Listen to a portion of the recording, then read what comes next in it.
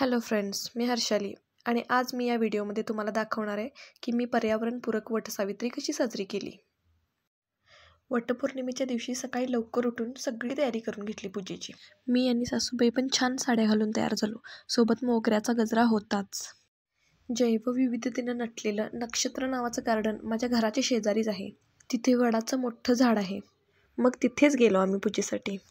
तिथं वडाचं ते भलं मोठं झाड, त्याचा तो बांधीव पार बघून मन एकदम प्रसन्नच झालं. एरवी प्ले एरिया नसल्यामुळे तिथं लोकांची फारशी वर्दळ नसते, पण त्या दिवशी वटपौर्णिमा असल्यामुळं बायकांनी इतकी गर्दी केली होती, भयानक गर्दी झाली होती. आमच्यासारखंच 7 जन्मासाठी पती परमेश्वरांचं बुकिंग करण्यासाठी कदाचित झाली असेल ती गर्दी. मग काय, आम्ही पण सामील झालो त्या गर्दीत. तुपाचा दिवा लावून पूजेची सुरुवात झाली. त्यानंतर हळदी कुंकू वाहिलं. दूध, दही, साखर, तांदूळ हे सर्व वाहून झाल्यानंतर 5 फळांचं वाण वाहिलं मी झाडाला. त्यानंतर कापसाचं वस्त्र वाहिलं.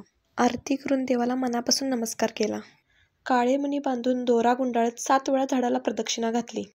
5 बायकांच्या गळ्यात काळे मणी बांधून त्यांना वाण दिले. अशी पर्यावरणपूरक वटसावित्री मी साजरी केली. हल्ली शहरामध्ये वडाच्या झाडाची फांदी आणून पूजा केली जाते. ज्या दिवशी त्याची पूजा करायची त्या दिवशीच त्याच्या सगळ्या अवयवांची छाटणी केली जाते. तर पुढच्या वर्षीपासून प्रत्येक महिलेने इतकंच करावं की वेळेत वेळ काढून वडाच्या झाडाला भेट द्यावी आणि तिथं वटपौर्णिमा साजरी करावी. तीच असेल खरी पर्यावरणाला जपणारी वटपौर्णिमा. धन्यवाद.